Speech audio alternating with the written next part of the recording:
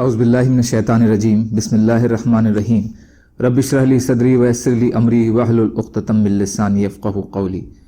ریاض الصالحین دوسرا حصہ، احادیث نبی صلی اللہ علیہ وسلم۔ افطار میں جلدی کرنے کی فضیلت اور اس چیز کا بیان جس پر افطار کیا جائے اور افطار کے بعد کی دعا۔ حضرت سہل بن سعد رضی اللہ تعالیٰ عنہ سے روایت ہے کہ رسول اللہ صلی اللہ علیہ وسلم نے فرمایا، لوگ برابر بھلائی میں رہیں گے جب تک وہ روزہ کھولنے میں جلدی کریں گے۔ بخاری اور مسلم۔ فائدہ: بھلائی سے مراد دین اور دنیا کی بھلائی ہے۔ روزہ جلدی کھولنے کا مطلب سورج کے ڈوبنے سے پہلے روزہ کھولنا نہیں ہے، بلکہ سورج کے ڈوبنے کے بعد بنا دیری کیے روزہ کھولنا ہے۔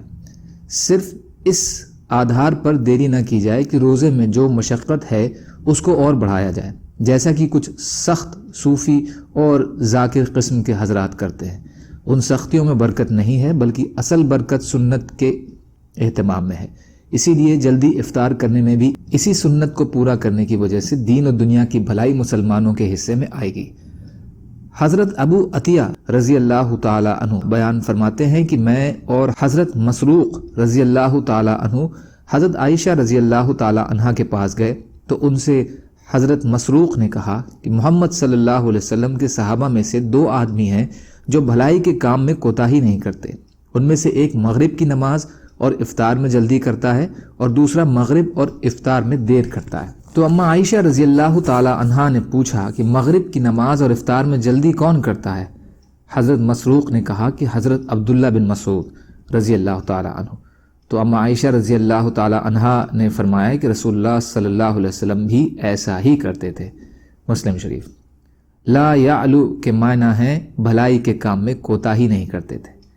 فائدہ: اس میں نبی اکرم صلی اللہ علیہ وسلم کا عمل بیان کیا گیا ہے کہ آپ افطار اور مغرب کی نماز میں جلدی کیا کرتے تھے۔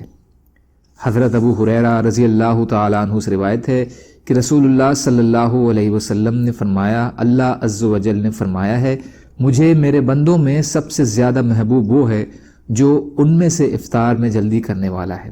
ترمذی، حدیث حسن ہے۔ فائدہ: جلدی افطار کرنے والا اللہ کا پسندیدہ بندہ ہے۔ حضرت عمر بن خطاب رضی اللہ تعالیٰ عنہ سے روایت ہے کہ جب رسول اللہ صلی اللہ علیہ وسلم نے فرمایا کہ رات کا اندھیرا ادھر یعنی مشرق کی طرف سے آ جائے اور دن کا اجالا ادھر یعنی مغرب کی طرف سے چلا جائے اور سورج ڈوب جائے تو یقیناً روزے دار نے افطار کر لیا۔ بخاری اور مسلم۔ فائدہ: افطار کر لیا کا ایک مطلب تو یہ ہے کہ روزہ افطار کرنے کا وقت ہو گیا ہے، اور دوسرا مطلب ہے کہ شرعاً وہ روزہ کھولنے والا ہو گیا، چاہے وہ کچھ نہ کھائے پیے، کیونکہ سورج کے ڈوبنے کے بعد ہی روزہ پورا ہو جاتا ہے۔ اس میں روزے کے وقت کو متعین کر دیا گیا ہے کہ وہ صبح صادق سے سورج کے ڈوبنے ہونے تک ہے۔ اس میں اپنی طرف سے اضافہ کرنا سختی ہے جو اللہ کو ناپسند ہے۔ اللہ تعالیٰ کہنے سننے سے زیادہ عمل کی توفیق عطا فرمائے، اور مظلوم کشمیریوں، فلسطینیوں اور دیگر ممالک میں جہاں بھی مسلمان بھائی بہن پریشان حال ہیں، یا اللہ آپ ان کی مدد فرمائیے اور ہم کو بھی اپنی استعداد کے بقدر اپنا حق ادا کرنے والا بنائیے، آمین۔ سبحان اللہ و بحمدہ، سبحانک اللہم بحمدک، اشہد ان لا الہ الا انت، استغفرک و اتوب الیک۔ سبحان ربک رب العزت عما یصفون، وسلام علی المرسلین، والحمد للہ رب العالمین، برحمتک یا ارحم الراحمین۔